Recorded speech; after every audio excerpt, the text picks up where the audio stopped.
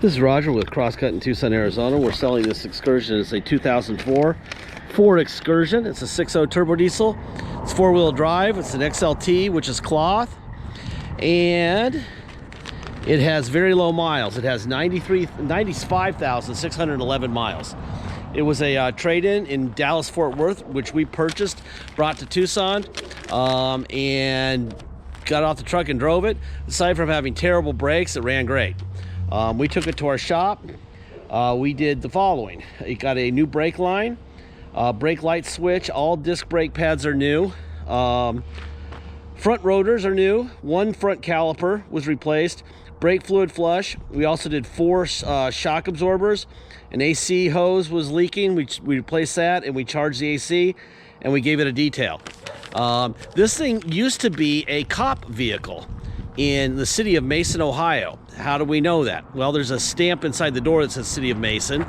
The Carfax says government owned from the day it was born. And it's got an unbelievable light package, like a cop light package on the floor, and a power inverter in the back seat. We left that there for the next guy who may want it. If you don't want it, have it removed. It kind of felt bad to tear it out and throw it on the ground when it was probably $10,000–$15,000 worth of light stuff in there. Somebody may want it. If you don't, tear it out, whatever. The other thing you'll notice, I think that this thing had stickers all over the doors, which kept the paint looking great, and then they just peeled off the stickers, so the paint is like a different color. Either that's original, or they painted the fender and the hood and the rear quarter panels. I think that they probably had stickers on the doors, which kept the paint in better shape. But maybe they painted this. If they painted the front and the rear of it, it looks great. It almost looks too good. That's the problem here. Anyway, it looks great, but there's definitely a little bit of a shade difference between the doors on both sides and the front and the rear. Not so much that it would drive you crazy, but it looks good. But my job in these videos is to tell you what's going on, not to make stuff up. All right. Anyway, they also lightened it up to put a set of Goodyear Wranglers on it relatively recently. They look like they're probably 70% tread. Like I said, new shocks. Brakes are all redone. These brackets up here obviously held lights or some sort of cop lights or something. Here's a speaker up here, which we don't know, if it hooks up or what. We're not worried at all about any of the light kits or any of that stuff. If you don't want it, tear it out. If it works and you like it, use it. I'll turn on the flashing lights. I haven't even tried. I just know that if you toggle one of the switches, the lights go crazy on the outside of the truck. Excursion, sorry, I keep saying truck. And it's kind of entertaining. Kids might really like it. Anyway, it also had a little bit of rust, which they undercoated at some stage. And it's nothing on the frame or anything that's going on.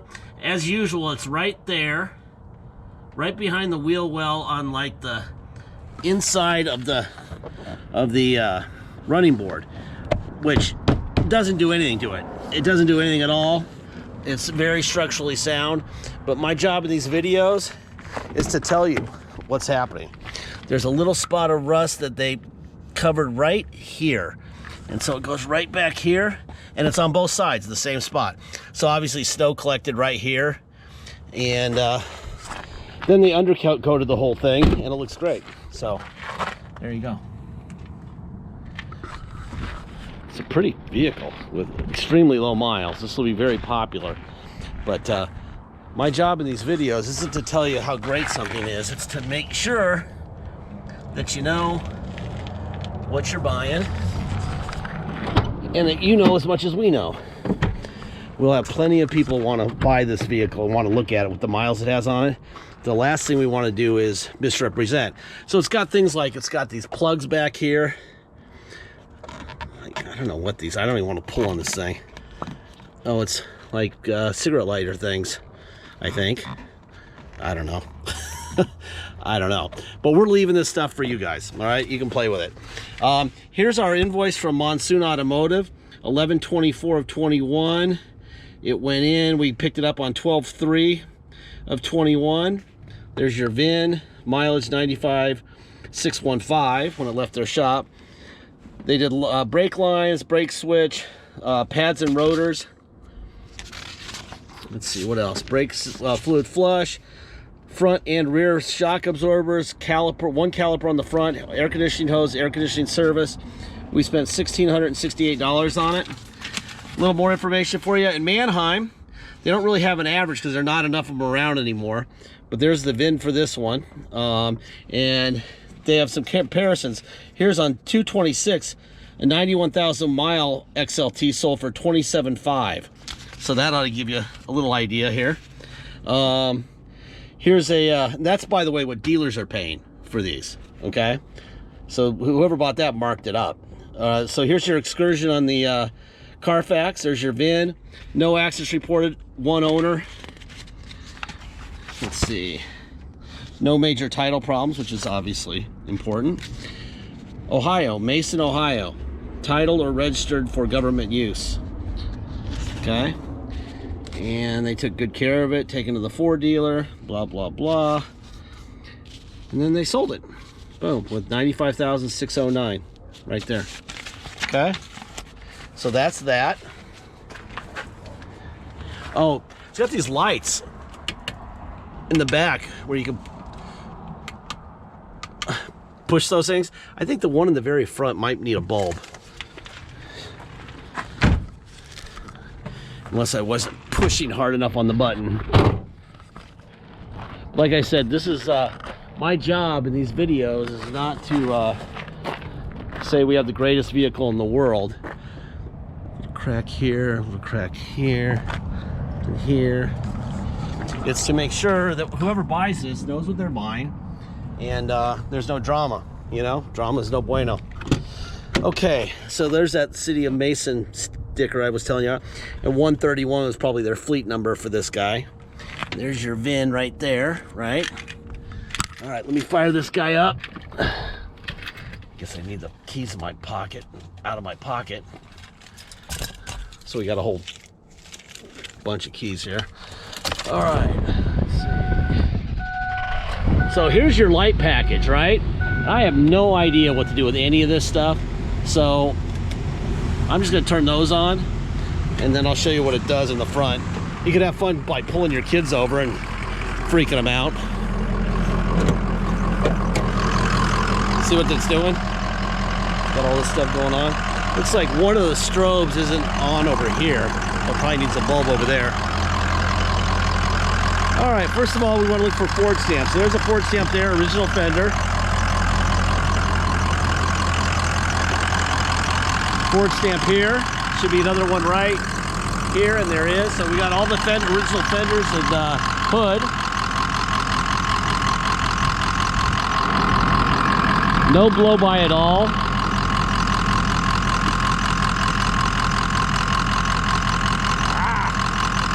I smashed my thumb today, and so now I got to deal with a broken thumb, I think. At least the tip of it. There we go. Okay, window, door lock. Seats are in great condition. Forward, back. The interior of this truck is really nice. Let's see. Tilt forward, down, up, and down. So that's up. This is all the way up. And this is all the way down. So you got another power switch over here. This thing is just like wired for sound. Oh yeah, you know what? This one does work. See that? I don't know how to work it. Dang it. Maybe it doesn't work. It was on for a second there. So maybe it's a bulb that's going away. Anyway, see how nice it looks on this, on the running boards on the bottom of the doors? So they undercoated it in time to stop the real stuff from happening.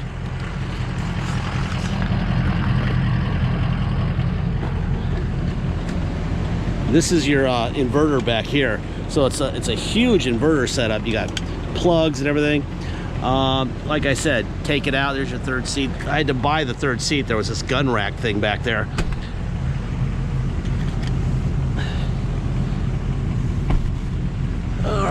got rear air. Bump, bump, bump. Little tear right here. This thing's actually in really good shape. See the lights? That'll scare your kids. Pull up behind them in the middle of the night.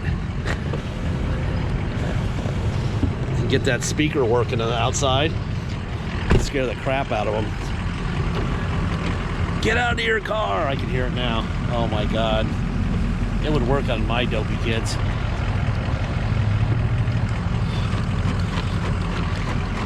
Door locks. Mirrors out, in. These mirrors are moving really fast. It almost looks like they're new because the motors are so fast in them. I do lots of 6.0s. The 04 originals wouldn't work like that, so they've probably been replaced pretty relatively recently. So there's the seat down, there's the seat up, forward, back, tilt up, tilt down, rear up, rear down. Got a tilt wheel. Guess I better turn off the flashing lights before I go out there, huh? There we go. Pretty cool, actually. Yeah.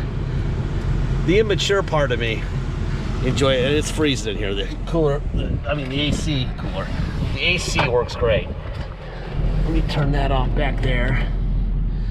All right, now you can hear me better without the tornado going here. Has adjustable pedals, down, up. By the way, yes, I am wearing shorts because it's still warm in Tucson. 2 weeks till Christmas. There's overdrive. That's tow on and off, right? Let's see. Popcorn machine. Yo, fantasy. Cassette player, CD player. Air's blowing ice cold. Put it in neutral. Put it in 4 low. There's 4 low. Drive. And reverse. Perfect. And neutral. Now we're going to go back to 4 high. Low range goes away. That's drive. And reverse. Perfect. Neutral. Now we're going to go back to 2-wheel drive and go for a ride. Perfect. All right. If you come to Tucson, see this light's back on again. Huh. There we go. If you come to Tucson and drive this home, you'll pay the following. You'll pay your state tax rate, whatever that is, plus our city tax of 2.7% and a $250 dock fee. If you pay by wire and ship out of state, all you're going to pay is agreed upon price and that's it. No tax, no dock fees, just the price. Once we receive full payment by wire, we'll fill out the title with your name or your company's name and address.